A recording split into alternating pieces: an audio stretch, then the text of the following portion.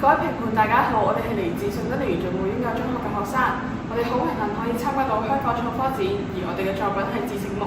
唔知各位評判平時收到幾多個不知名嘅電話或者係冇來電顯示嘅電話呢？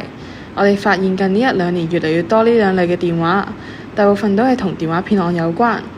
而根據警務處嘅報告，喺2022年去到2023年嘅詐騙案數目上升超過4%，淨係2023年嘅12月就有200幾宗嘅電話騙案同埋接近500宗嘅投資騙案。為咗減少墮入騙徒陷阱嘅人數，我哋構思利用遊戲方式去加強市民嘅防騙意識。我哋方案會以學習障礙人士、學生同埋弱勢社群作為主要對象，尤其係智力障礙人士。喺呢兩個報道可以睇到，佢哋亦比較容易成為騙徒嘅目標。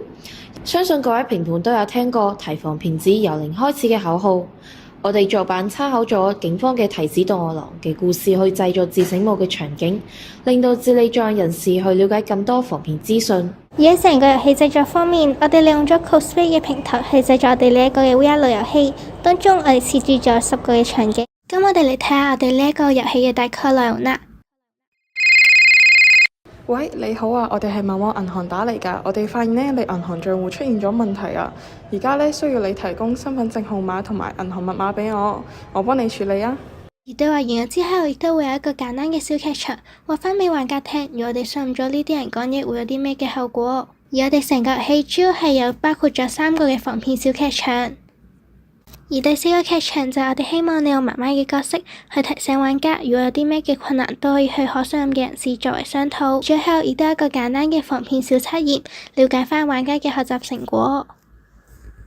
我哋揀咗3個比較常見嘅騙案形式，分別係假冒嘅銀行職員、投資騙案同埋誤導性商品說明嘅美容院職員。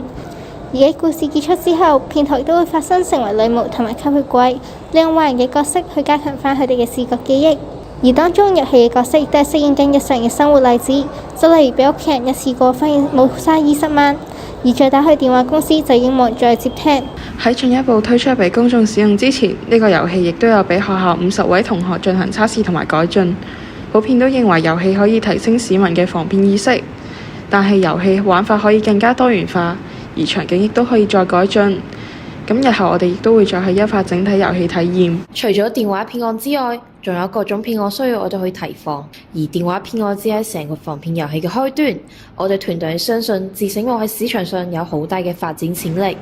最後，我哋希望可以藉住致醒夢減少市民受騙嘅機會，改善社會問題。